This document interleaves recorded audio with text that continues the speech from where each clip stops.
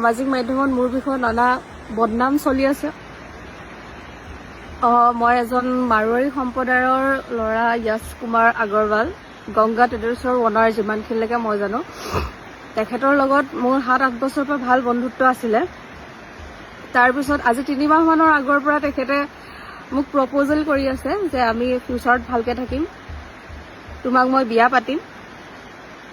তো তেনেকেই বস্তুখিনি আৰম্ভ হৈছিলে আৰু তেখেতে মই নিজৰ প্ৰত্যেকটো কথা তেখেতক কৈছিলোঁ যে মোৰ আগৰ পাষ্ট লাইফত এনেকুৱা হৈ আছে তেনেকুৱা হৈ আছে, তো সেইখিনি বস্তু মোক অকণমান সময় লাগিব, তাৰ পাছতহে মই ডিচাইড কৰিব পাৰিম। তেখেতেও মোক কৈছিলে যে উপজাচি হয়, হ'ব দিয়া 6 মাহ পাছত আমি বিয়া পাতিম।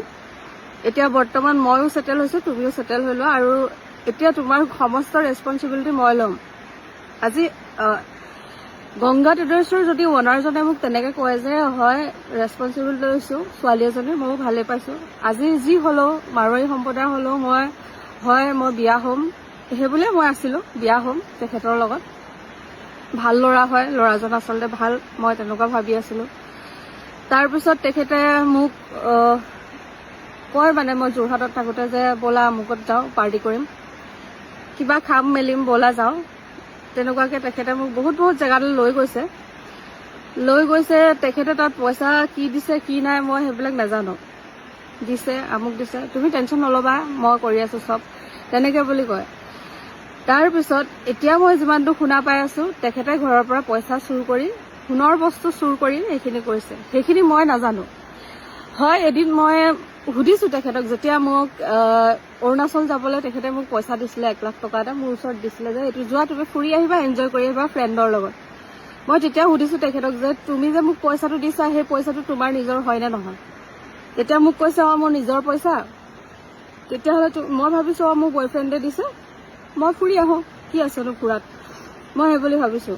আইফোন দিছিলে, আইফোনটো কিন্তু তেখেতে পইচা ময়ে দিছিলোঁ আচলতে, অলপ দিছিলে পইচা, কিবা এটা দিছিলে পইচা, মই ইমান এতিয়া মনত নাই বৰ্তমান, কিবা এটা দিছিলে। তাৰপিছত মই আইফোনটো লৈছিলোঁ।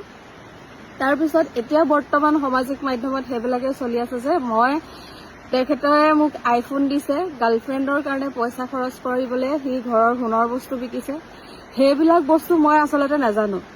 এজন সম্ভ্ৰান্ত ঘৰৰ ল'ৰাই সেইখিনি কাম কৰিব বুলি মই আচলতে জনাই নাই। তেখেতৰ ওচৰত আছে চাগে সেইকাৰণে মোক দিছে, মই তেনেকুৱা ভাবি আছিলোঁ।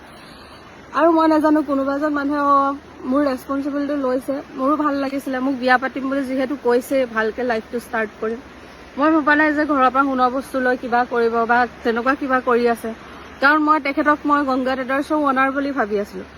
বৰ্তমান সামাজিক মাধ্যমত মোৰ বিষয়ে বহুত বেয়াকৈ চলি আছে, মই দেখি আছোঁ। আজি মই দেখিছোঁ যে ছোৱালীজনীয়ে এনেকুৱা কৰিলে, ছোৱালীৰ কাৰণে তেখেতে সোণৰ বস্তু বিকিলে, কিন্তু সেইবিলাক বস্তু আচলতে মই নাজানোৱেই। আৰু যিটো দেখিছোঁ তেখেতৰ যিবিলাক সামাজিক মাধ্যমত কিছুমান ভিডিঅ' তেখেতে কৰি আছে, বনাই আছে বা তেখেতৰ সাক্ষাৎকাৰ লৈ আছে, সেইবিলাক এটা বন্ধ ৰুমৰ ভিতৰত লৈ আছে। বন্ধ ৰুমত সাক্ষাৎকাৰ লৈ তেখেতক সুধি আছে যে আমুক কৰিছানে, তামুক কৰিছানে, ছোৱালীজনীয়ে তোমাক ব্লেকমেইল কৰিছিলে নেকি? কিন্তু মই নিজৰ বয়ফ্ৰেণ্ডক ব্লেকমেইল কৰি মানুহে বস্তু লয় নেকি? মইতো ব্লেকমেইল কৰি তাৰ পৰা একো লোৱা নাই।